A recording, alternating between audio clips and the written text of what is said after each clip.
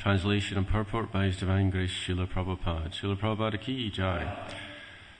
The devotees headed by Gadadhar Pandit are to be considered incarnations of the internal potency of the Lord. They are confidential devotees engaged in the service of the Lord. In connection with verses 16 and 17, Sri Bhakti Siddhanta Saraswati Thakur explains in his Anubhashya, there are specific symptoms by which the internal devotees and the unalloyed or pure devotees are to be known. All unalloyed devotees are Shakti Tattvas, or potencies of the Lord.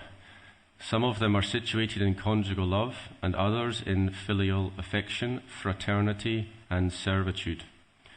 Certainly, all of them are devotees, but by making a comparative study, it is found that the devotees or potencies who are engaged in conjugal love are better situated than the others. Thus, devotees who are in a relationship with the Supreme Personality of Godhead in conjugal love are considered to be the most confidential devotees of Lord Sri Chaitanya Mahaprabhu. Those who engage in the service of Lord Nityananda Prabhu and Lord Advaita Prabhu generally have relationships of parental love, fraternity, servitude, and neutrality. When such devotees develop great attachment for Sri Chaitanya Mahaprabhu, they too become situated within the intimate circle of devotees in conjugal love. This gradual development of devotional service is described by Sri Narottam Das Thakur as follows: Gauranga baliti hobi pulaka sharira, hari hari boliti nayane babi nira, arkabe nittai chanda karuna karibe, sangsara vasana mora kabe tucha hobi, vishaya chadiya kobi shuddha hobi mana, kabe hama herabo Sri Vrindavana, rupa raghunatha podi hoibi akute, kabe hama bhujaba Sri Yugala Piriti. When will there be eruptions on my body as soon as I chant the name of Lord Chaitanya? And when will there be incessant torrents of tears as soon as I chant the holy names Hare Krishna? When will Lord Nityananda be merciful toward me and free me from all desires for material enjoyment? When will my mind be completely freed from all contamination of desires for material pleasure? Only at that time will it be possible for me to understand Vrindavan. Only if I become attached to the instructions given by the 6 Goswamis, headed by Rupa Goswami and Raghunath Das Goswami, will it be possible for me to understand the conjugal love of Radha and Krishna. By attachment to the devotional service of Lord Chaitanya Mahaprabhu, one immediately comes to the ecstatic position. When he develops his love for Nityananda Prabhu, he is freed from all attachment to the material world. And at that time he becomes eligible to understand the Lord's pastimes in Vrindavan. In that condition, when one develops his love for the 6 Goswamis, he can understand the conjugal love between Radha and Krishna. These are the different stages of a pure devotee's promotion to conjugal love in the service of Radha and Krishna, in an intimate relationship with Sri Chaitanya Mahaprabhu. Gadadhar pandit Prabhura Shakti Avatara, Antaranga Bhakta Kori Ganana Yanghara. The devotees headed by Gadadhar Pandit are to be considered incarnations of the internal potency of the Lord. They are confidential devotees engaged in the service of the Lord. Om Jnana Timirandasya Gnananjana Shalakaya Chakshurun Militam Yena Tasmai Shri Guruve Namaha. Jai Shri Krishna Chaitanya Prabhu Nityananda Shri Advaita Gadadhar Srivasari Gaura Bhakta Vrinda. Hare Krishna, Krishna Krishna, Hare Hare, Hare Rama, Rama Rama, Hare Hare. I'd like to first of all seek permission from all the devotees, especially the senior devotees present. Today's a class on Gadadhar Pandit. As we all know, in the build-up to Gaur Punim, it's traditional at the manor to have a series of classes and on various topics. One year it we were discussing the Avirbhav manifestations of the Lord. There were 4 of them, so there were 4 distinct classes. So this year we're discussing the Panca Tattva, and today it's my turn to discuss about Gadadhar pandit, who is the energy of the Lord. It's mentioned in the previous verse to this verse, Shriva Sadiyata Koti Koti Bhaktagan, Shuddha Bhakta Tattva Maji, Tan Sabara Ganana. There are innumerable pure devotees of the Lord, headed by Srivas Thakur, who are known as unalloyed devotees. So the term for the followers of Srivas Thakur is Shuddha Bhakta, and the term for the followers of Gadadhar pandit is Antaranga Bhakta. And Bhaktisiddhanta Saraswati discusses those 2 in the purport. He doesn't make it clear in the purport, but later on in Adi Lila, Prabhupada says that all the followers of Srivas Pandit are Jiva Tattva, and the followers of Gadadhar Pandit are internal devotees, which means they are expansions of the Antaranga Shakti, which is none other than Radharani. So Gadadhar Pandit, he is an incarnation of Srimati Radharani. Now, we know that Radha and Krishna combine. Sri Krishna Chaitanya, Radha Krishna Nahiyanya, and they come as Chaitanya Mahaprabhu. So we see Srimati Radharani is there in Chaitanya Mahaprabhu, but she's also there as Gadadhar Pandit.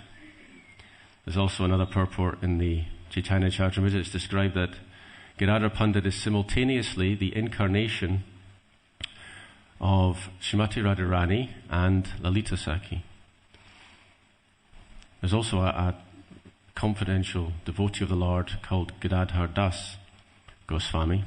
Now in Mahanidhi's book he explains that he is obviously it's a separate personality from Gadadhar Pandit, not to be confused, and he is the duty or the effulgence of Srimati Radharani.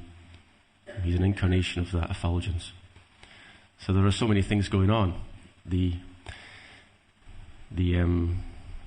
Krishna consciousness is inconceivable, and when we read them we try to understand them with our limited intelligence, and we find there are so many subtleties, and there are many personalities incarnating in one body, or there are sometimes one personality is incarnating simultaneously in several places, and it's all very confusing, but it's all very interesting, and we should not even attempt to understand it, because ultimately we cannot understand anything unless we receive the mercy of the Lord. We read, it said, Shabda Brahma Sudurbodham Pranindriya Manomaya. The Shabda Brahma is very purifying, and it purifies the senses. When the senses become purified, then one will automatically understand. It is not that through logic we can understand anything. Tarka Pratishtanat. The actual process of logic is limited. Of course, we see logic used a lot in our scriptures, but that is different because it's devotional logic. It is the logic that the acharyas are using, and therefore it is logic that is imbued with bhakti. Therefore it will purify by virtue of being Shabda Brahma. So, I spoke to one devotee before giving the class, and he said, there wasn't enough discussion about tattva in the previous classes. Can you talk about tattva? So I said, well, I'll try. So I went back to my house, this was yesterday, and I had a look what to say about Gadadhar in terms of tattva. And as I thought, there is very little to be found in the folio regarding tattva of Gadadhar pandit. But there's the tattva of Srimati Radharani. If you go to the Gaudiya Grantahara, there's a whole description of Shakti tattva. So if we try to understand Gadadhar pandit, it may be appropriate to try and understand Srimati Radharani. As I mentioned, the followers of Gadadhar pandit, they are incarnations of the internal potency, or Antaranga Bhakta.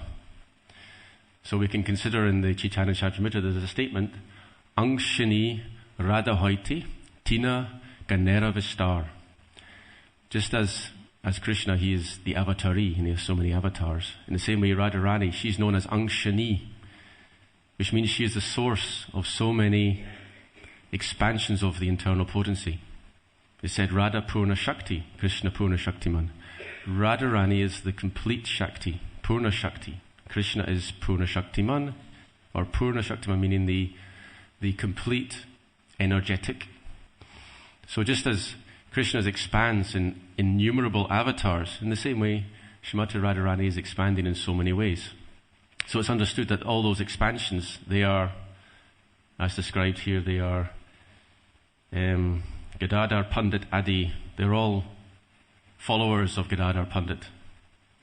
When Chaitanya Mahaprabhu and Ramananda Roy were discussing the various tattvas, I think it was Ramananda Roy, he said, Mahabhav Chintamani Radhara Swarup Lalitadi Shakti Tara Kaya Vyuha Rupa.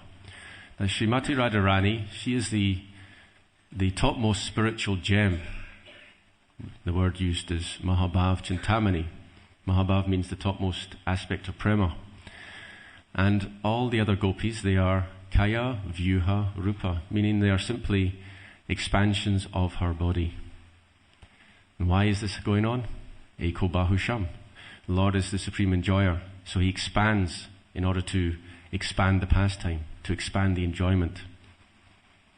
Ultimately, it is the love that the other gopis have for Srimati Radharani, they can be compared to mustard seeds in comparison with the mountain of Srimati Radharani's love. But all these gopis, they assist and they make the Radha Krishna pastimes more relishable. So we should understand that these are very confidential devotees, the devotees of Gadadhar Pandit.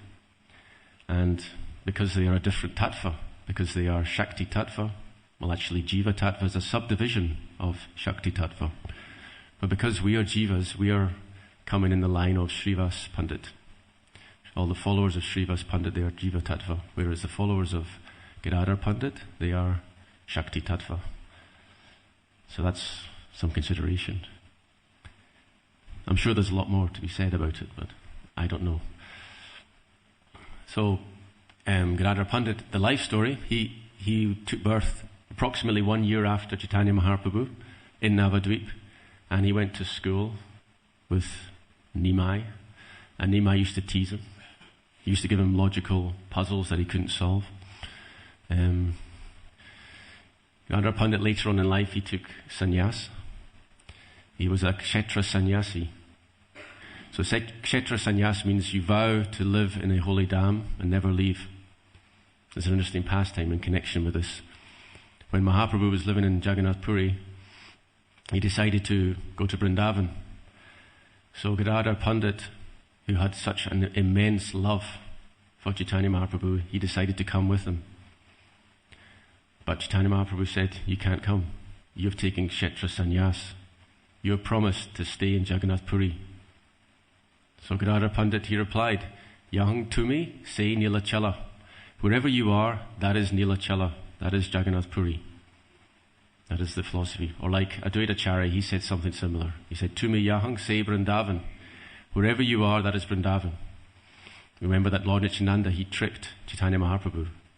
Chaitanya Mahaprabhu was going to Vrindavan. So Lord Nityananda said, he told some local boys, if he asks where the Yamuna is, direct him to the Ganges. This was near Shantipur.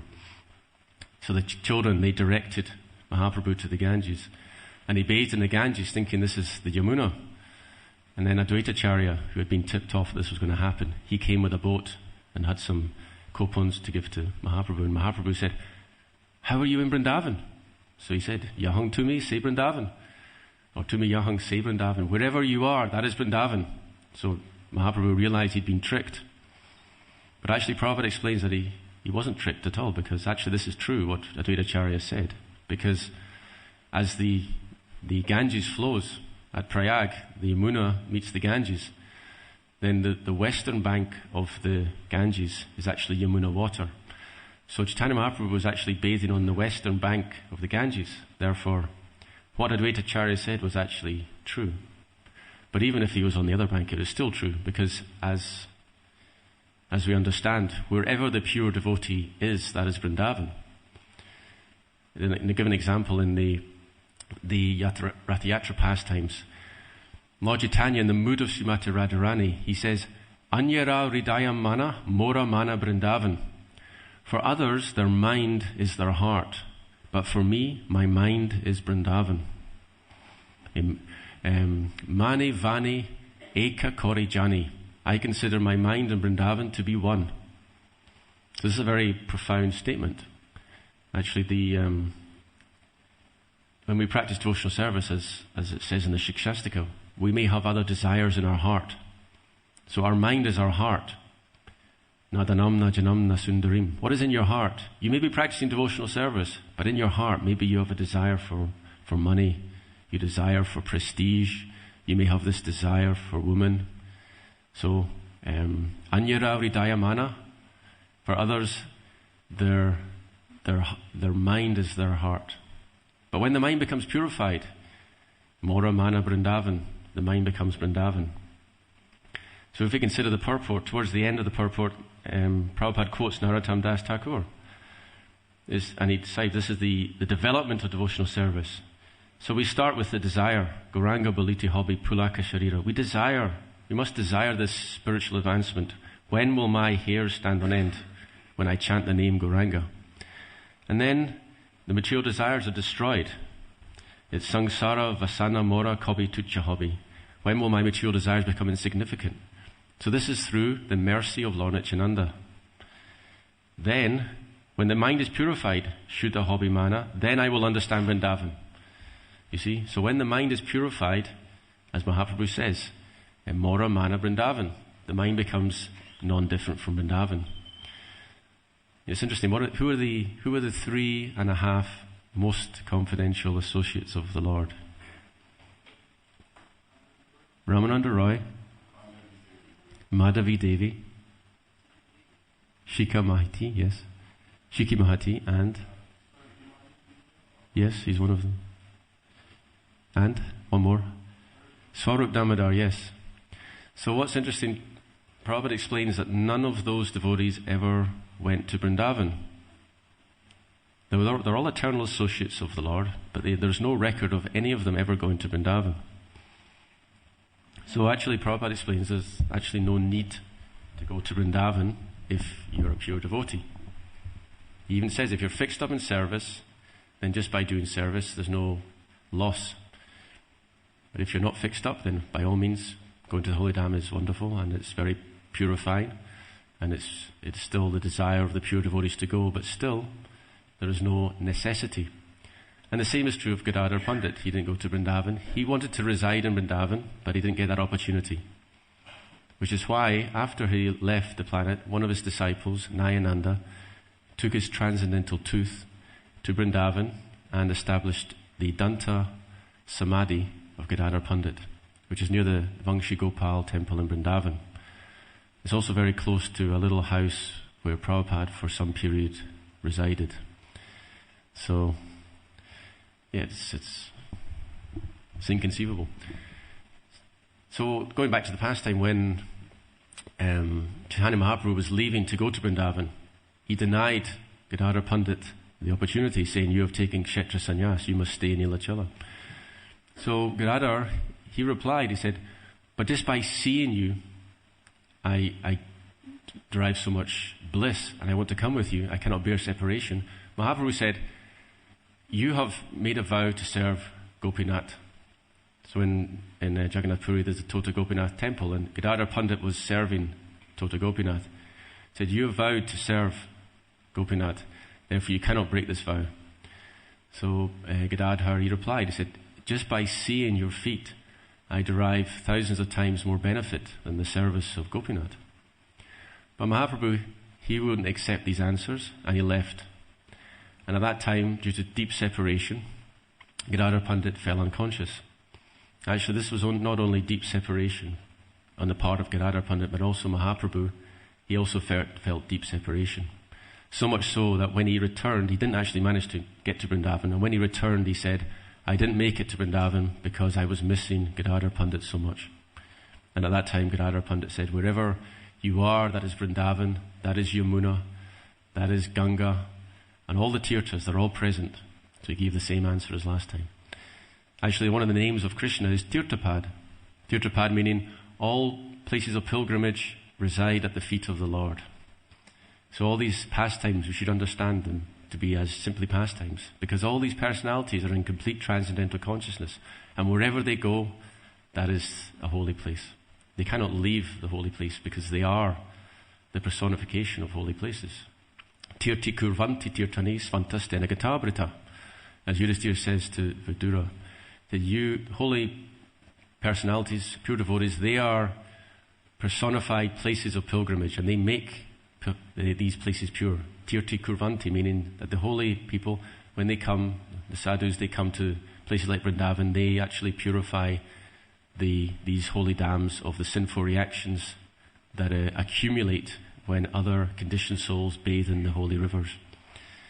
So Gadadhar Pandit, he was in deep separation. He couldn't bear to be without the Lord. The Lord is trying to go to Vrindavan, and Gadadhar Pandit is denied this opportunity. So at that time, Sarvabhauma Bhattacharya, he said to Gadadhar Pandit, he said, just as Lord Krishna broke his vow in order to uphold the vow of Bhishma, in the same way, he is sacrificing your association in order to uphold your vow. He doesn't want you to break your vow of Kshetra Sannyas. So this is a beautiful pastime, and there's a verse in the first canto of the Srimad Bhagavatam where Bhishma describes how Krishna broke his vow to uphold Bhishma's vow. So what is the meaning of this? Who knows the pastime?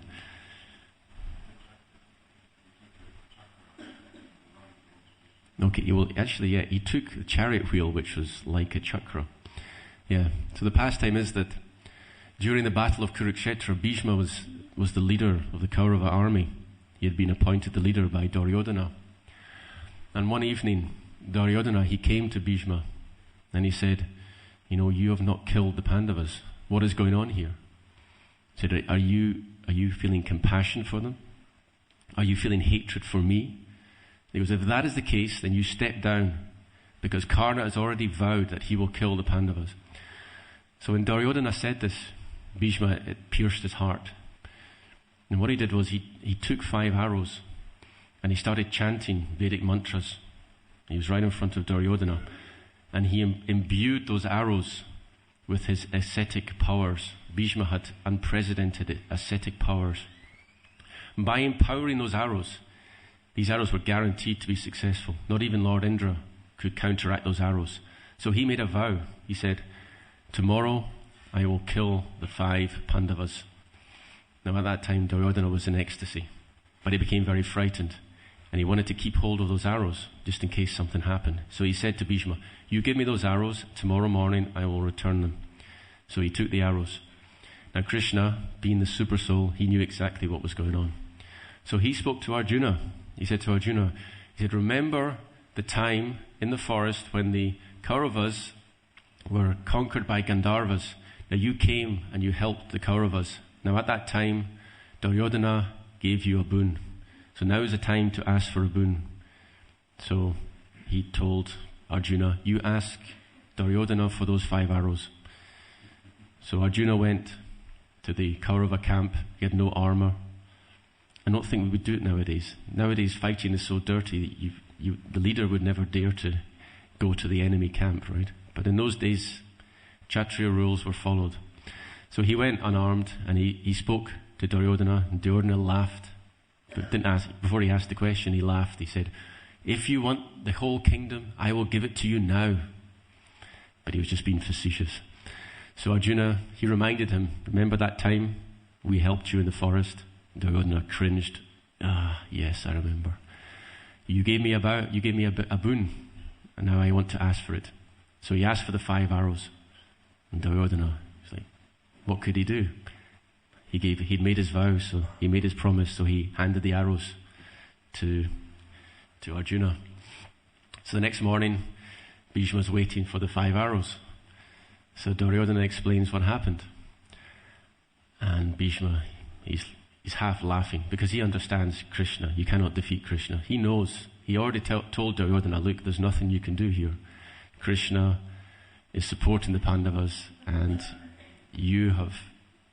this war is your own doing. You have made the mistake. Therefore, It is destiny. But I will try my best. I will fight for you as best I can.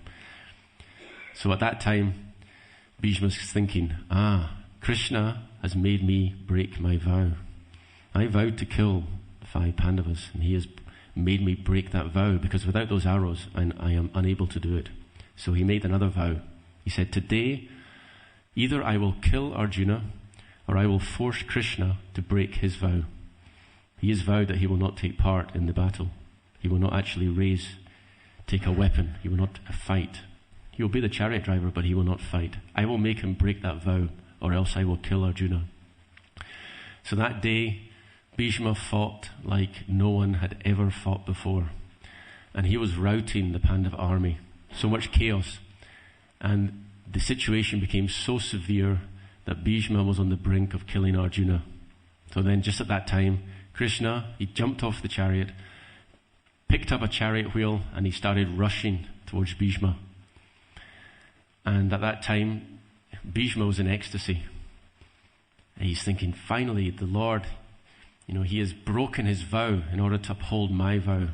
And Bhishma dropped his weapons. He said, kill me now. This would be a great honor if you kill me right now. Of course, Krishna didn't do so. But at that same time, Arjuna, he jumped off the chariot and he's running after Krishna. Stop, Krishna, you've made a vow. And he grabs his legs. But Krishna's still running and dragging Arjuna behind him. Eventually, Krishna stops. But by that time, he'd already broken his vow. So this is what Sarvabhauma Bhattacharya was explaining to Gadadhar Pandit. The Lord, he loves you so much that he does not want you to break your vow of sannyas. Shri Shri Radha Gokulananda Ki Jai.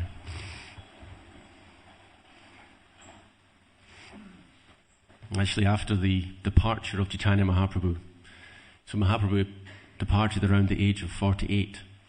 He passed on the worship of Tota Gopinath to Gadadhar Pandit. And it's said that due to separation, Gadadhar Pandit aged very, very quickly. So much so that he could no longer place a garland on Tota Gopinath. So Tota Gopinath, he then sat down. The deity sat down just to facilitate the worship of Gadadhar Pandit. So that's considered, I think that's the only deity of Krishna that is sitting. And as I mentioned, after Gadadhar departed, which was shortly after, he departed around a year later, then Nayananda took his tooth and established the Samadhi in Vrindavan. So these are some considerations of the duties of Gadadhar Pandit as the sannyas. So let us talk about the initiation of Gadadhar Pandit. That's a wonderful pastime as well. So the story goes that while residing in Navadvip, sometimes in devotional ecstasy, Chaitanya Mahaprabhu would call out, Pundarik, Pundarik Vijayanidhi, my father, where are you? Now Pundarik Vijayanidhi is an incarnation of Vrishabhanu. So Chaitanya Mahaprabhu, in the mood of Srimati Radharani, is calling out for her father. So the devotees, they didn't understand, who is this Pundarik? We don't know who he is. Now one devotee did know, and that was Mukunda. Because Mukunda, he came from a place in Bangladesh called Chattagram, which is the place where Pundarik Vijayanidhi resided. So he knew who Pundarik was. And because the Lord had this desire to see Pundarik Vijayanidhi, within the heart of Pundarik Vijayanidhi, he inspired him to leave Chattagram and come to Navadvip. So he came to Navadvip. And this Pundarik Vijayanidhi was a very, very advanced devotee. He's very learned, very much full of devotion. But only Mukunda knew this, and Chaitanya Mahaprabhu. The other devotees, they don't know. So Pundarik Vijayanidhi, he was living incognito in Navadvip.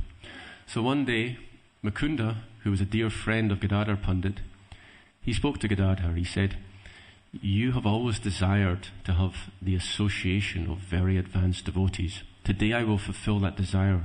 I will take you to a devotee, Pundarik Vijayanidhi, who's very, very advanced. So Gadadhar Pandit was very enlivened to hear this. So Mukunda, he took Gadadhar Pandit to see Pundarik Vijayanidhi.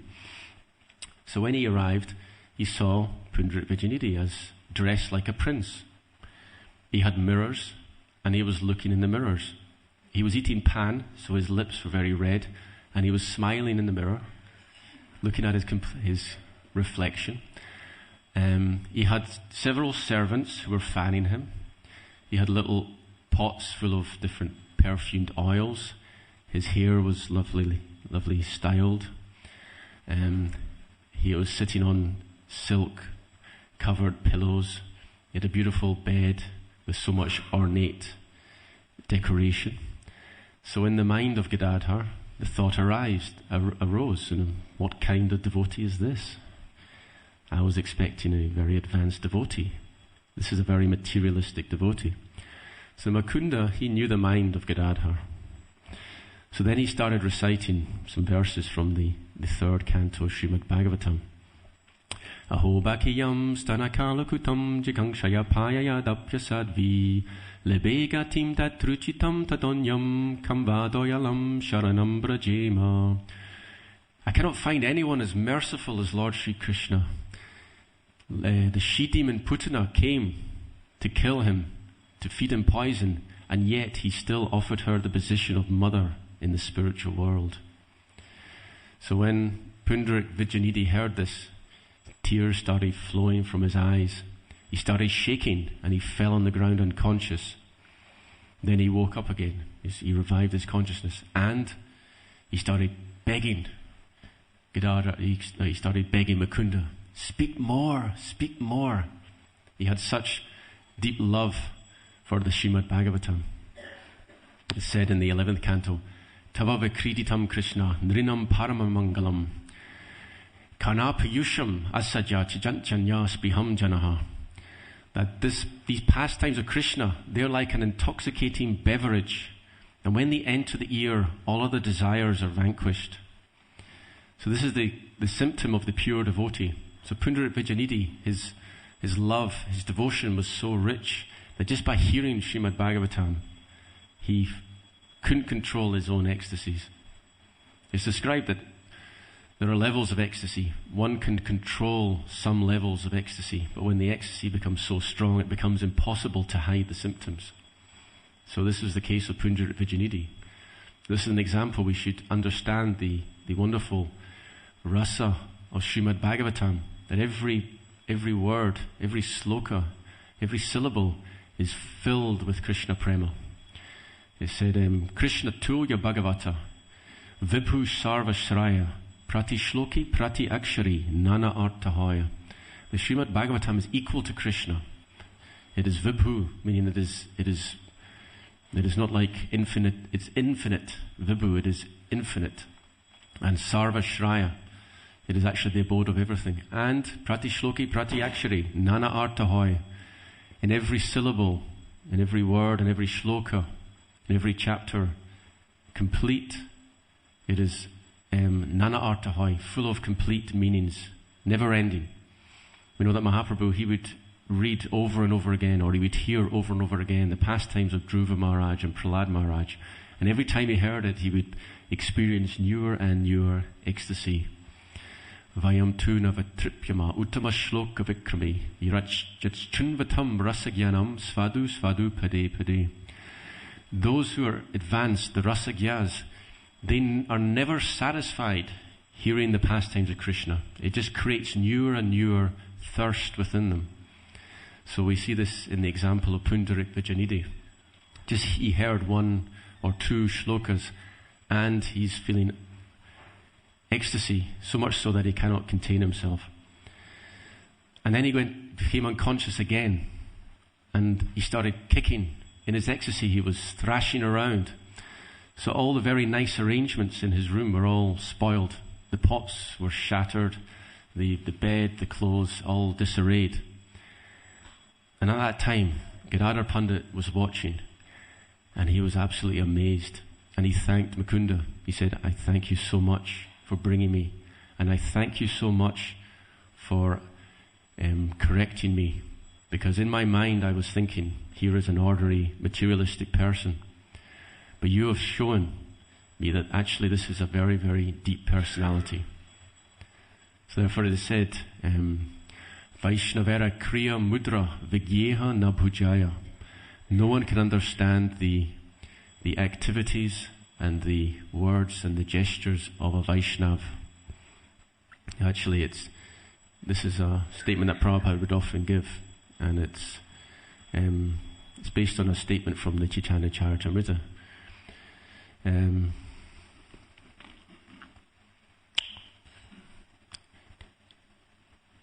the second line is Tanra Vakya Kriya Mudra Vigyeha Nabhujaya. I wasn't actually going to quote the sloka, but then I noticed Gaur Gopal was suddenly nodding his head. Yes, yes, yes. So I was trying to think that this is coming from another sloka. The second line is Tanra Vakya Kriya Mudra Vigyeha Nabhujaya. The words, the kriya, the activities, and the mudra, the gestures of a devotee, they cannot be understood. Actually, it's Yanya Chitti Krishna Prema Karaye Udaya. In one in whose mind Krishna Prema has arisen, that person, you cannot understand them at all. So Pundarik Vijayanidhi, he was living, and no one incognito, no one understood. But actually, by the mercy of Mukunda, Gadadhar Pandit understood. So therefore, he said to Mukunda, I've committed an offence, and I want to atone for this, and I think the best way is to take initiation from Pundarik Vijayanidhi. So as I mentioned earlier, Pundarik Vijayanidhi, he is Vrishabhanu, who is the father of Radharani, and Gadadhar Pandit is Radharani. So Pundarik Vijayanidhi, he accepted his daughter, so to speak, from Krishna Lila as his disciple. So this is a wonderful pastime. We have 5 minutes left. Shall we stop here? Well, we have someone has raised their hand, so I have now stopped. So Hare Krishna.